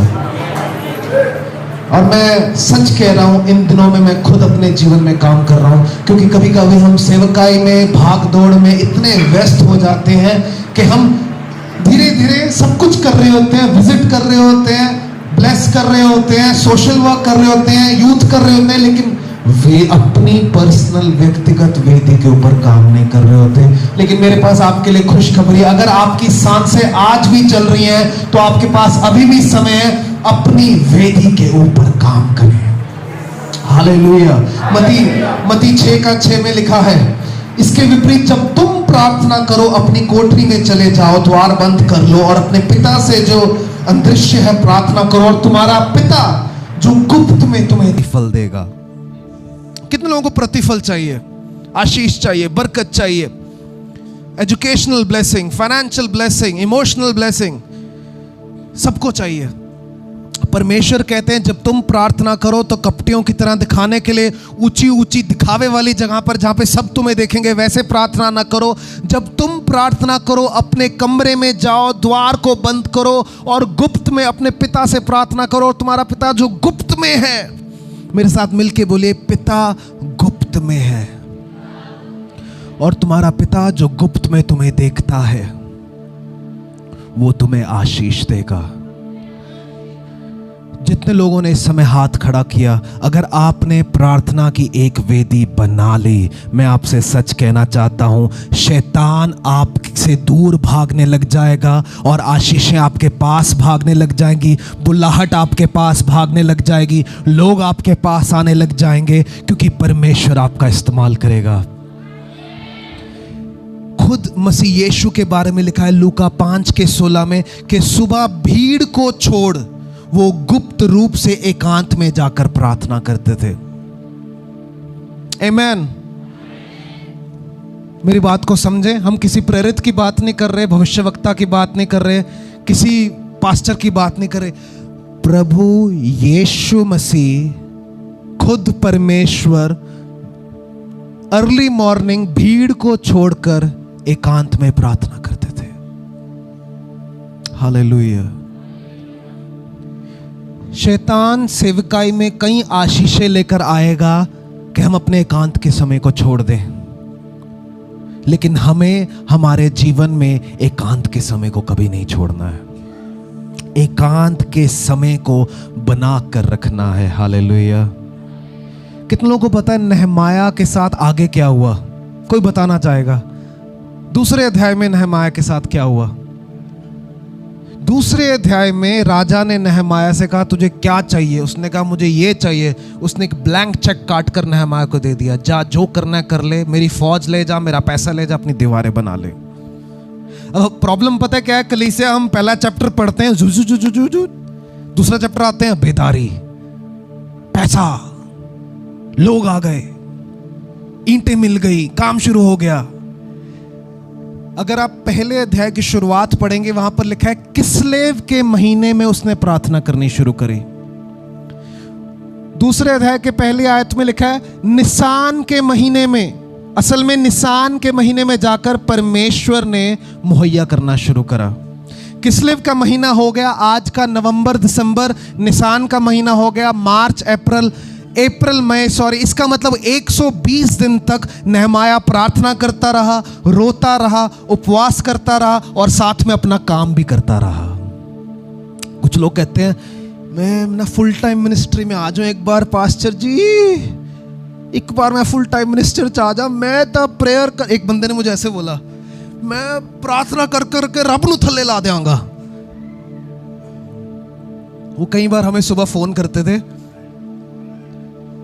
मतलब हफ्ते में 2-3 बार उनका फोन आना ही आना है, घर पे लड़ाई होगी, पास्टर जी आ जाओ। और हम भी नए नए थे, गाड़ी उठाकर 3-4 चल पड़ते थे, खुद प्रार्थना नहीं करी, चले उसके घर पे। और जैसे ही हमने जाना, वो भाई ने ना टीवी पर वर्शिप सॉन्ग लगाकर एक हाथ जेब में और एक हाथ आसमान में, और मैंने कहा यार ये करेगा कुछ। मेरे मन में आता था इसमें वो बात है, मैं भी नया नया था और मुझे कहता था मैं तो सेवकाई आके ना मैं रब नू थल्ले ला देना। मैं कहा यार क्या जोश। अब हुआ क्या, कलीसिया में एक दिन ना बिना उसके फोन आए, पहली बार ऐसा हुआ 3-4 सालों में, बिना फोन आए उसके घर चला गया। और 50 बार मैं उससे पहले उसके घर गया था, फोन कर कर वर्शिप सॉन्ग प्रेयर चल रही है। उस दिन मैं बिना फोन करे उसके घर चला गया और मैंने दरवाजा खोला, वो सास भी कभी बहू की जैसे सीरियल्स देख रहा है। और जैसे मुझे देखा, उई तुसी आ गए, फिर जेब में हाथ। मैं ये नहीं कह रहा कि आप सीरियल देख रहे हो तो कुछ गलत हो रहा है, वैसे ना ही देखो तो चंगा है। मैं तो जिंदगी के देखे नहीं, कहते मैं ही फंस जाऊं तो सीरियल दिखाओगे सानू। पर मैं जो आपसे कहना चाहता हूं, हमारे शरीर में एक लालसा है प्रार्थना दिखाने की। मुझे याद है मैं जब नया कलीसिया में आया था तो मैंने जो भी वचन अच्छा लगता था मैंने ना लोगों को भेजना शुरू करा। एक बार पास्टर ने चलते प्रचार में कह दिया, जसकरण जो वचन भेजता है बड़े अच्छे होते हैं। उस दिन से मैंने बाइबल ही ये सोच के खोलनी कि आज क्या भेजूं, सबको क्या भेजूं, नाली स्टेटस लगाना, स्टोरी लगानी, फिर बाइबल पढ़ते पढ़ते हर 10 मिनट में चेक करना कितने लोगों ने देख लिया, किसका कमेंट आया। और धीरे धीरे होता क्या है, जो जोश, जो आग, जो भूख हमारे अंदर पहले होती है वो धीरे धीरे जाने लग जाती है। कितनों मेरी बात को समझ पा रहे हैं? लेकिन जब हमारी प्रार्थना को हम एक पति और पत्नी के निजी समय की तरह बहुत ही प्राइवेटली करते हैं, बिना शो ऑफ करे, सबके अंदर आता है, वो मेरे अंदर भी आता है, लेकिन जब हम अपने परमेश्वर के उस रिश्ते के साथ ऐसे पर्सनल हो जाते हैं, उस समय बरकतें आनी शुरू होती हैं। 120 दिन तक जब नहमाया प्रार्थना कर रहा था, कोई उसके कमरे में आके उसको अप्रिशिएट नहीं कर रहा था, कोई पास्टर उसको फोन करके नहीं कह रहा था तो क्या कर रहा है। वो तो कभी यरूशलेम ही नहीं तो उसको पता था, उसको यही नहीं पता था आराधना प्रार्थना वहां पर कैसे होती है। उसके अंदर प्यार था और उसके पास कोई और नहीं था, लेकिन वो अपने कमरे में लगातार वेदी बना रहा था। और दूसरी बात जो हमें सोचनी चाहिए, वो एक अन्य जाति राजा के लिए काम करता था, किंग आर्टाजर्क्सिस। अगर उसके बारे में आप एक्स्ट्रा बिब्लिकली स्टडी करें, बड़ा ही खतरनाक राजा था। उसने अपने खुद के भाई को मरवा रखा था। ऐसा मैं नहीं कहता, बाइबल रिसोर्सेज विकिपीडिया खोलोगे वहां लिखा है। ऐसे खतरनाक आदमी के लिए वो आजकल के लोग हल्का सा ऑफिस में कोई चुंडी मार दे, हाय परसिक्यूशन हो गई। शायद आपके यहां नहीं होंगे, हमारे वहां बहुत है। वो रोज प्रार्थना कर रहा था, उपवास कर रहा था, रो रहा था, और 120 दिन तक उसके काम में कोई कंप्लेंट नहीं आई थी। वो काम भी कर रहा था। वो जान जान के नहीं ऐसे राजा के सामने शादी हेल्प कर दो राजा जी, शादी हेल्प कर दो, नहीं, वो प्रार्थना कर रहा था, उपवास कर रहा था, स्वर्ग को हिला रहा था। और 120 दिनों के बाद क्या हुआ? 120 दिनों के बाद राजा के मन में आया, तू थोड़ा उदास उदास लगता है, प्रॉब्लम क्या है? उसने कहा ये प्रॉब्लम है। उसने कहा तू क्या चाहता है? उसने कहा मैं ये चाहता हूं, मैं वो चाहता हूं, मैं ये चाहता हूं। उसने सब कुछ दे दिया। आमीन। राजा ने कहा क्या चाहिए? नहमाया ने कहा मुझे लिखित में वीजा चाहिए, लिख के दे दो कि मैं रास्ते से निकल सकूं। मुझे इतनी लकड़ी चाहिए ताकि मैं जाकर वो जगहें बना सकूं। और राजा ने कहा ये दोनों भी दिया, मेरी पर्सनल फौज साथ लेके जा, तेरे आगे भी लोग होंगे, तेरे पीछे भी लोग होंगे, और तू जाकर अपने परमेश्वर के घर को बनाएगा। ये होता है अनुग्रह। और ये अनुग्रह राजा से नहीं आता, पॉलिटिशियन से नहीं आता। देखने में लगेगा राजा ने दे दिया, ये अनुग्रह प्रार्थना से आता है। जब तुम प्रार्थना करो तो अपने कमरे में जाओ, द्वार को बंद करो, और तुम्हारा पिता जो गुप्त में तुम्हें देखता है, प्रार्थना करो। आमीन। नहमाया को जब कोई नहीं देख रहा था, नहमाया को उस समय परमेश्वर देख रहा था। प्रार्थनाएं ऐसी करो कि आपके और परमेश्वर के बीच में बात हो, और जब बात पूरी हो जाए और परमेश्वर कोई बात करने के लिए कहे, तब वो आपके मुंह से निकले कि परमेश्वर ने ये कहा है। आमीन। मैं परसों भाई रोहन से बांट रहा था कि उन दिनों में जब मैं उस प्रार्थना के सीजन में गया, रोज प्रार्थना होती थी, और एक दिन मैं परमेश्वर की उपस्थिति में लेटा हुआ था। परमेश्वर ने मुझे उठाया, मैंने किसी से नहीं शेयर करी, आज पहली बार कर रहा हूं, एक्सक्लूसिव। मैं लेटा हुआ और परमेश्वर ने मुझे उठाया, खड़ा हो। फिर परमेश्वर ने मुझे कहा अभी कोई इस चर्च में प्रवेश करने वाला है और तुझे उससे खतरा है। मैं पूरा तैयार हुआ कि कमरे से एक स्त्री आई। अब जो आप सोच रहे हैं वैसा कुछ नहीं था। एक 40-50 साल की मम्मी की उम्र की एक लेडी आई, उन्होंने मुझे बुलाया। उन्होंने कहा उनके बेटे ने मेरे प्रचार के द्वारा उद्धार पाया था। उन्होंने कहा आपको नहीं पता आपके प्रचार के द्वारा क्या हुआ है, आपको नहीं पता कि आपके द्वारा मेरे बेटे ने नशे छोड़ दिए। मैं आपकी बहुत आभारी हूँ, परमेश्वर आपको ब्लेस करें, परमेश्वर आपको वो नॉर्मल आशीष दे के मुझे चले गए। मैं सोच रहा परमेश्वर ने मुझे खतरा क्यों बोला। उसी समय पवित्र आत्मा ने मुझे कहा ये जो तारीफ तेरी हुई, इससे तुझे खतरा है। इस तारीफ को कभी अपने दिमाग में जड़े मत पकड़ने देना। इस तारीफ से हमेशा बचकर रहना। लोग आदर दें, उसे रिसीव करो, लेकिन कभी उसे अपना नॉर्मल एक्सपेक्टेशन नहीं बना लेना। प्रभु के एक दास पास्टर व्लाड ऐसे कहते हैं कि हम जो प्रभु के दास हैं ग्लव्स की तरह हैं। परमेश्वर ग्लव्स डालकर बॉक्सिंग करता है, और वो ग्लव्स अच्छे होते हैं। एक दिन जब वो ग्लव्स रिटायर हो जाते हैं या कुछ फट जाते हैं, वो ग्लव्स छोड़ के दूसरे ग्लव्स को पकड़ लेता है। कई प्रभु के दास गिर जाते हैं बड़ी बड़ी गवाहियां होने के बाद, और हम लोग बड़े निराश हो जाते हैं। हाय इसने ये कर दिया, इसकी ये वीडियो रिलीज होगी, इसका वो निकला है। फर्क नहीं पड़ता, क्योंकि सारी महिमा सारा आदर प्रभु का है। हम तो केवल ग्लव्स हैं, दस्ताने हैं। हम केवल दस्ताने उस परमेश्वर के हाथ में। नहमाया अच्छा दस्ताना बन पाया क्योंकि जब कोई उसे नहीं देख रहा था, तब परमेश्वर उसे देख रहे थे। आमीन। कितने लोग मेरे साथ बने हुए हैं? कितने लोग अपने कमरे में बेदारी देखना चाहते हैं? आपके कमरे में ऐसी बेदारी आएगी जो आपके कलीसिया, आपके मोहल्ले, आपके शहर के माहौल को बदल देगी। आमीन। जब राजा ने नहमाया से पूछा तुझे क्या चाहिए, उसने बोला मुझे वीज़ा लगा दो, लिख दो, मुझे लकड़ी भी दे दो, और उसके बाद मुझे ये दे दो। फिर उसने एक और बात बोली, और मुझे थोड़ी सी और लकड़ी देना, मैं जाऊंगा और अपना घर बनाऊंगा। क्लैरिटी ऑफ थॉट, देख रहे सोच की कितना ज्यादा स्पष्ट है। हमारे जैसे हमारे देश में आज किसी को पूछ लो तुझे क्या चाहिए, वो कहेंगे पता नहीं, आप प्रेयर करके दे दो। वो सिर्फ प्रार्थना नहीं कर रहा था, वो प्रार्थना करते करते उस पूरे दर्शन को डाउनलोड कर रहा था। कितने लोग समझ पा रहे हैं?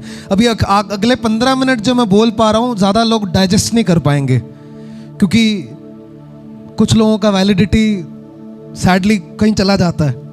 लेकिन जो लोग इस बात को पकड़ पाएंगे, आप अपने जीवन में बड़ी प्रोविजन, प्रावधान को देख पाएंगे। हालेलुया। नहमाया प्रार्थना कर रहा था, उपवास कर रहा था, नहमाया मध्यस्थ की प्रार्थना कर रहा था, नहमाया अंगीकार कर रहा था। लेकिन जो हमें, अब एक और बात आपको बताऊं, मेरी बात हो रही थी एक एडवोकेट से, उन्होंने कहा हमें ना एक बात समझनी होती है, लॉ लिखा है, कॉन्स्टिट्यूशन, संविधान में लॉ लिखा है। अब कहते हैं लॉ लिखा है, जज ऐसे पढ़ के जजमेंट क्यों नहीं दे देता, अच्छा इसने रेप करा इतने साल का, इसने ये करा इसको फांसी। कहता होता क्या है, जज का काम है जो लिखा है वो, और जो लिखने के पीछे का जो भाव है उसको समझना है। कितने लोग समझ पा रहे हैं मेरे बात को? अब लिखा है प्रार्थना करी, उपवास करी, लिखा है कि रोया, लिखा है ये सब, लेकिन जो नहीं लिखा है, जब वो 120 दिन वहां बैठा था, उसके दिमाग में पूरी क्लैरिटी थी, मैं ये लकड़ी से इतना बनाऊंगा, उसके बाद मैं अपना भी घर बनाऊंगा, क्योंकि मैंने 10-20 दिनों में वहां से आ नहीं जाना, 10-20 दिनों में मुझे लगातार वहां रहना पड़ेगा, मुझे लीडर्स खड़े करने पड़ेंगे, मुझे ये चाहिए, मुझे वो चाहिए, मैं जरूरत से ज्यादा लूंगा, और उसके बाद जो नहीं भी चाहिए था परमेश्वर ने दे दिया। कितनों को डाइजेस्ट हुई ये बात? जब आप अपनी वेदी के ऊपर काम करें, प्रार्थना करें, उपवास करें, वचन में लिखा है कि वेदी के ऊपर आग जलती रहनी चाहिए। अपनी वेदी के ऊपर काम करें, और दूसरी बात, वेदी के ऊपर आग जलती रहनी चाहिए। लेकिन जो नहीं लिखा है, आपको अपने जीवन का एक दर्शन बनाना है और परमेश्वर से स्पष्ट रूप से मांगना है, मुझे ये ज़रूरत है, मुझे ये चाहिए, मैं ये प्लान कर रहा हूँ। आपको रोना भी आएगा, आपको ठोकर भी लगेगी, आपको दुख भी होगा, खुशी भी होगी, परमेश्वर बात भी करेंगे। लेकिन जब आपके जीवन में कोई ऐसा आ जाए जो आपको कहे आपको क्या चाहिए, आपके पास क्लैरिटी होनी चाहिए, आपका दर्शन क्लियर होना चाहिए। अपने पड़ोसी को हिलाकर कहे आपका दर्शन क्या है।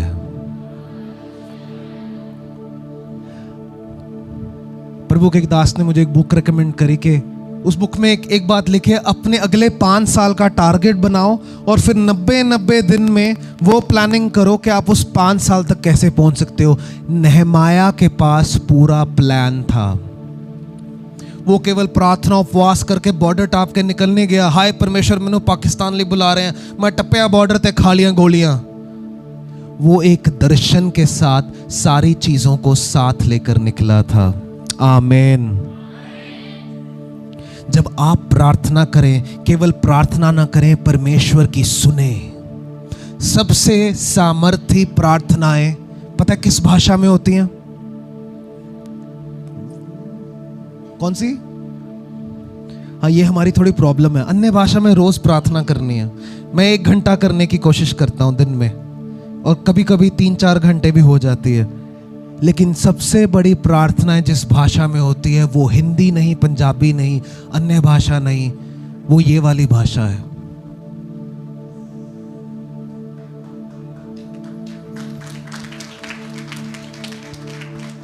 कभी कभी हम इंडिया में ऐसे प्रार्थना करते हैं, परमेश्वर ये दे दे, परमेश्वर होने दे वो बच जाए, परमेश्वर ओदा कैंसर ठीक हो जाए, परमेश्वर ओदा घर बन जाए, ओदा बिजली का बिल हो जाए, परमेश्वर नवा गिटार आ जाए, परमेश्वर नवी गड्डी आ जाए। और मैं ये नहीं कह रहा मांगना गलत है, लेकिन कभी कभी मुझे ऐसा लगता है परमेश्वर वेट कर रहे होते हैं, बोलने तो दे मुझे।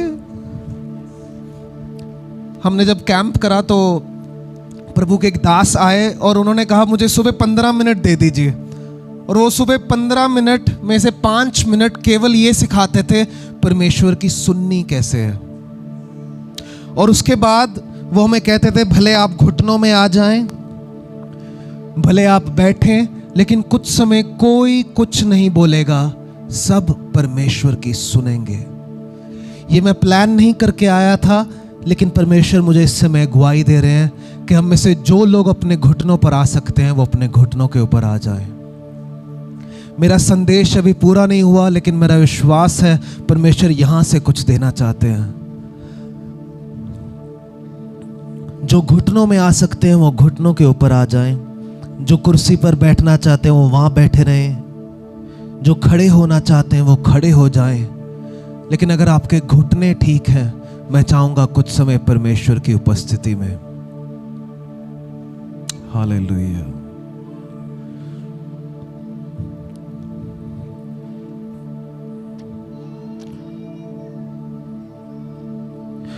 कुछ समय अपनी आंखों को बंद करेंगे, अपने सिरों को उसके आदर में झुकाएंगे और हम कुछ नहीं करेंगे, हम सुनेंगे, हम देखेंगे, परमेश्वर कुछ बात करेंगे। बाकी सब चीजों को कुछ समय इग्नोर करेंगे, चाहे वो बच्चों की आवाज हो, चाहे वो कुछ भी पंखे की आवाज हो, हर एक चीज से ध्यान हटाना है और कुछ समय उसकी उपस्थिति में प्रवेश करना है। और मेरा विश्वास है परमेश्वर आपसे कुछ खास बातचीत करने वाले हैं।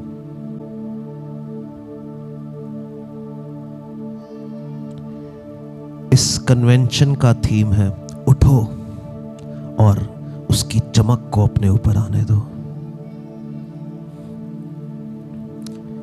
कभी कभी अगर हम परमेश्वर में उठना चाहते हैं, हमें समर्पण करना पड़ता है। The best rising comes from leaning in surrender. सबसे बढ़िया तरीका उठने का है परमेश्वर के आगे झुक जाना।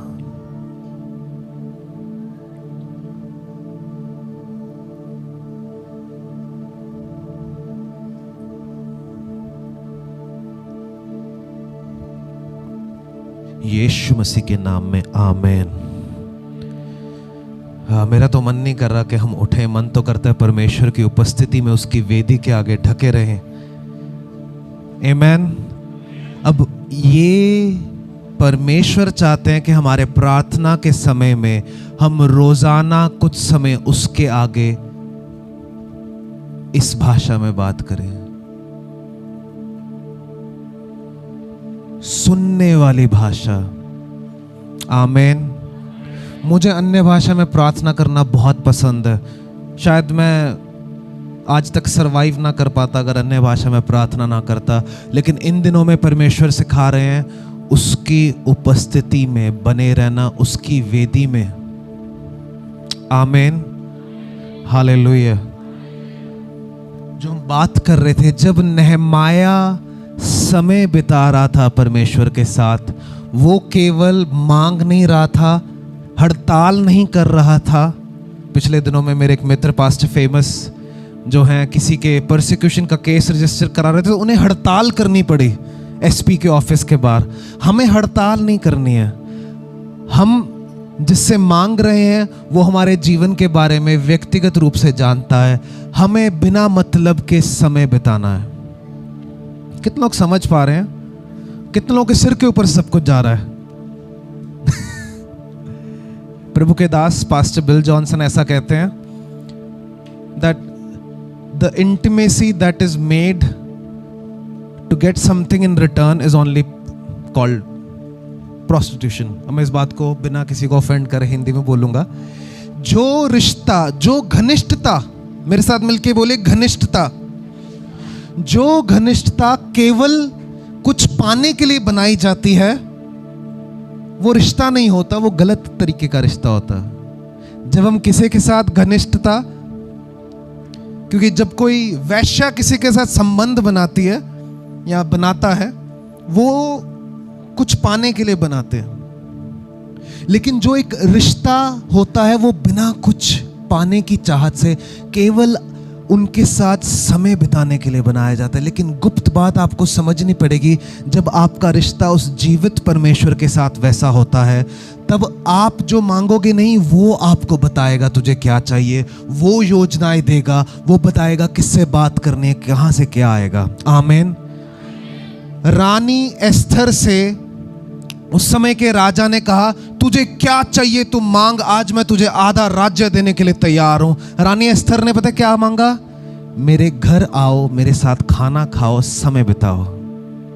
दूसरी बार फिर पूछा, तुझे क्या चाहिए? मैं आधा राज्य देने के लिए तैयार हूं, मेरे घर दोबारा आओ, मेरे साथ समय बिताओ।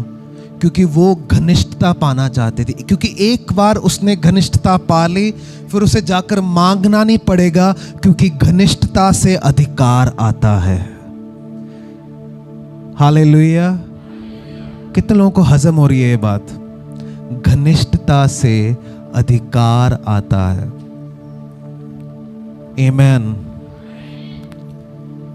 परमेश्वर के साथ समय बिताने से आपको दर्शन मिलेगा, और दर्शन वाले लोग जिनको अपने जीवन के भविष्य के बारे में पता है, बाइबल में लिखा है कि जहां दर्शन की बात नहीं होती वहां लोग नाश हो जाते हैं। मैंने बड़ा नाश किया है और करवाया है और खुद पाया है, क्योंकि दर्शन नहीं था। लेकिन जब दर्शन आना शुरू हो जाता है, जब दर्शन की बात होनी शुरू हो जाती है, उस समय प्रावधान आपके पीछे लग जाता है। Vision and provision. मेरे साथ बोलिए, दर्शन और प्रावधान। जब नेहमाया के पास दर्शन था, राजा खुद प्रावधान लेकर पीछे चल पड़ा। आमीन। आज की कलीसिया के पास दर्शन नहीं होता है, लोगों को नहीं पता है परमेश्वर ने उन्हें किस चीज़ के लिए बुलाया है। लोग एक तो हमारे इंडिया में गिफ्टेड बहुत ज़्यादा हैं, और ज़्यादा गिफ्ट होने की वजह से, ज़्यादा वरदान होने की वजह से आज उन्हें लगेगा मैं भविष्यवक्ता हूँ, कल उन्हें लगेगा मैं पास्टर हूँ, परसों लगेगा इवेंजलिस्ट हूँ, मैं आर्क बिशप हूँ, मैं प्रेरित हूँ, मुझे बिजनेस के लिए बुलाया है, मैं आर्टिस्ट हूँ, मुझे ये करना है, वो करना है। मैंने पीछे एक जवान से बात करी, उससे आधा घंटा बात करने के बाद मेरा सिर झूमने लग गया, क्योंकि उसने आधे घंटे में मुझे ऐसा लगा वो सब कुछ करना चाहता है। जिन लोगों के पास, चाहे वो कलीसिया हो, चाहे व्यक्तिगत जीवन हो, जितने जवान मुझे सुन रहे हैं, अगर आपके पास आपके भविष्य के लिए दर्शन है, आपको क्लैरिटी है, आपको पता है आपको आपके जीवन के लिए किस चीज़ के लिए बुलाया है, परमेश्वर आपसे क्या करना चाहते हैं, अपनी सोच से नहीं, परमेश्वर आपको क्या दिखा रहे हैं। यूसुफ को परमेश्वर दिखा रहे थे, एक दिन सब तेरे आगे झुकेंगे, एक दिन सूरज चांद तेरा परिवार तेरे भाई तेरे आगे झुकेंगे।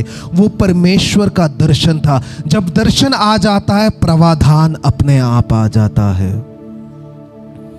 प्रार्थना, असली प्रार्थना दर्शन को लेकर आएगी, दर्शन प्रावधान को लेकर आएगा, और प्रावधान थोड़ा सा ऑपोजिशन भी लेकर आएगा। लेकिन उसको इग्नोर मारो। आज हमें दर्शन चाहिए, क्योंकि जिस समय आपके पास दर्शन आ गया, जब आप छोटी चीजों में वफादार रहोगे, बाकी सब चीजें आपके पीछे लग जाएंगे।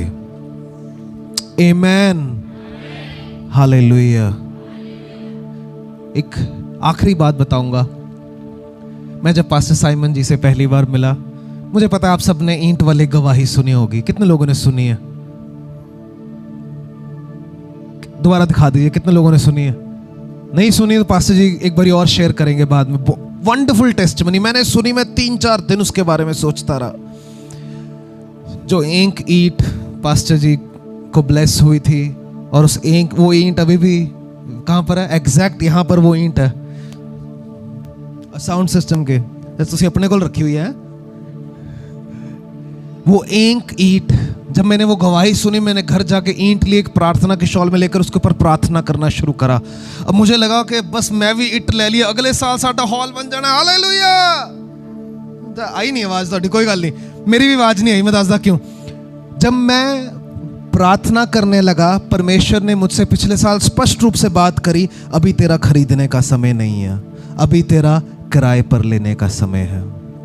और मैंने कहा, परमेश्वर, चंडीगढ़ के किराए इतने ज़्यादा, और कैसे कैसे होगा, क्या होगा। आज हमारे पुराने किराए से 10 गुना ज़्यादा, कितने गुना? 10 गुना ज़्यादा हम हर महीने खर्च कर रहे हैं। और जिन चीज़ों के सपने हम देखा करते थे सब परमेश्वर ने प्रोवाइड कर दिया है। और अब लोग फ़ोन कर कर के पूछ रहे हैं कहाँ दे सकते हैं, कैसे दे सकते हैं। लेकिन वो सब क्यों हुआ? जब दर्शन डाउनलोड हो गया, दर्शन स्पेसिफिकली बनाया गया, जब परमेश्वर ने मुझे क्लैरिटी दी। परमेश्वर ने मुझे स्पष्ट रूप से पिछले साल कहा था तेरा अभी खरीदने का समय नहीं है। मैं परमेश्वर से कह रहा था परमेश्वर ईंट ले ली, परमेश्वर ने कहा अभी समय नहीं है। मैं परमेश्वर लोन ले लेंगे, तूने लोन लेना नहीं है, सिंपल स्कोर अच्छा है, डिलीट कर दे। परमेश्वर ने कहा तेरा अभी किराए पे लेने का समय है। मैंने कहा किराए पे? इतना ज्यादा किराया? फिर परमेश्वर ने मेरे से कुछ और बातें करनी शुरू करी जो संसार में इस महीने की शुरुआत से होता हो हम देखेंगे। मेरे पास अभी समय कम है, लेकिन जो मैं बात आपसे कहना चाहता हूं, अगर मैंने परमेश्वर की नहीं सुनी होती तो मैं जोश में होश खो बैठता और गलत निर्णय ले लेता। पास्टर संतोष एक किताब से कई बार टीच करते हैं, उस किताब का नाम है गुड और गॉड, अच्छा या परमेश्वरीय। शैतान ने क्या कहा था हव्वा से आकर? ये फल तो अच्छा है, अगर तू ये खाएगी तो परमेश्वर के समान हो जाएगी। क्या सेल्समैन है शैतान, वो पहले ही परमेश्वर के समान है। उसको कह रहा है अरे इसको तुम खाओगे तुम्हारे बाल काले हो जाएंगे। पहले ही काले हैं भाई, पहले मैं 1 लाख कमाता था, अब मैं 1 लाख कमाता। शैतान ने ऐसे आकर और जोश में होश खो बैठकर उन्होंने पाप कर दिया। अगर आपको आपके दर्शन की क्लैरिटी हो, फिर आपको चुनाव करना इजी हो जाएगा। सब अच्छी चीज़ें आपके लिए नहीं हैं। मैं डॉक्टर भी बनना है, मैं आर्किटेक्ट भी बनना है, मैं बिजनेस भी बन जाऊंगा, मैं बिजनेसमैन बन जाऊंगा, मुझे जॉब भी करनी है, मैं पास्टर भी बनूंगा, मैं वर्शिप लीडर भी बनूंगा, साउंड भी मैं चलाऊंगा, तबला भी मैं खुद चला लूंगा, गिटार भी मैं खुद चला लूंगा, प्रचार भी मैं कर लूंगा, ऑफरिंग भी मैं डाल दूंगा, ऑफरिंग इकट्ठी भी मैं खुद कर। सब कुछ नहीं कर सकते। आपको आपके दर्शन का स्पष्ट रूप से पता होना चाहिए, मेरी बुलाहट क्या है। हम बड़े खतरनाक समय में जी रहे हैं, मैं जल्दी प्रार्थना में ले जाऊंगा। बड़े खतरनाक समय में जी रहे हैं। Bishop TD. जेक्स प्रभु के एक दास, जिनकी मैं काफ़ी किताबें पढ़ता हूँ, कहते हैं बड़ा खतरनाक समय है, क्योंकि ये वो समय है सोशल मीडिया पे देखकर हमारे लिए बड़ा आसान हो गया है किसी की बनावटी आशीषों को देखकर उनके जीवन को हमारे जीवन के साथ कंपेयर करना, हिंदी तुलना करना। हम एक ऐसे समय में जी रहे हैं, हम में से भी कई लोग होंगे जो इंटरनेट के ऊपर नकली चीजें डालते हैं। किसी की गाड़ी खड़ी है, किसी ने कुछ नया ले लिया, चाहे लिया किस्तों पर है, वो कोई नहीं लिखता। आज ही मैंने किस्तों के ऊपर नई BMW ली, कोई नहीं लिखेगा। आज तो और ही जमाना आ गया, करो AI के ऊपर मेरी फोटो प्रधानमंत्री मोदी के साथ वीडियो बन जाएगी चाय पीते हुए, मैं डाल दूं हैविंग अ ब्रेकफास्ट। लेकिन इन कारणों से क्या हो रहा है, स्पेशली जो जवान लोग हैं वो अपने जीवन की तुलना कर कर बिना परमेश्वर की सुने दूसरों के जीवन से कॉपी पेस्ट करते हुए गिर रहे हैं। लेकिन हमें वो नहीं करना है। हमें परमेश्वर के दर्शन को संभालना है, उस दर्शन को एक फल की तरह पकने देना है। आमीन। आप यूसुफ के जीवन में बदलाव देखो। पहले वो अपने भाइयों से ऐसे बात करता था, तू मेरे आगे झुकेगा, तू मेरे आगे झुकेगा, तेरे डैडी मेरे आगे झुकेंगे, सूरज मेरे आगे झुकेगा। अभी दर्शन को समझा नहीं है, लेकिन जब वो दर्शन को समझ गया अपने जीवन के अंत में, जब उसके भाइयों ने कहा अब तू मेरे साथ बुरा, तो हमारे साथ बुरा करेगा, उसने कहा नहीं, मैं तुम्हारे साथ बुरा नहीं करूंगा, क्योंकि जो कुछ तुमने किया परमेश्वर ने उसे मेरी भलाई के लिए इस्तेमाल कर दिया। एक लाइन उसने वहां कही, मैं कौन होता हूं तुम्हारे साथ बुरा करने वाला।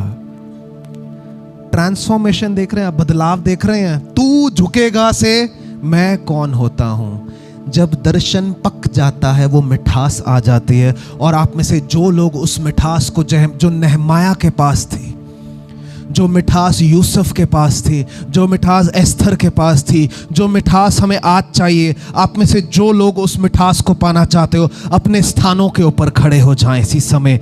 और सिर्फ तब खड़े होना अगर आप सच में अपने दर्शन की क्लैरिटी, अपने कमरे में बेदारी, अपनी वेदी की मरम्मत और उस आग को पाना चाहते हैं। जो लोग अपने स्थान पर विश्वास से खड़े हो जाएं।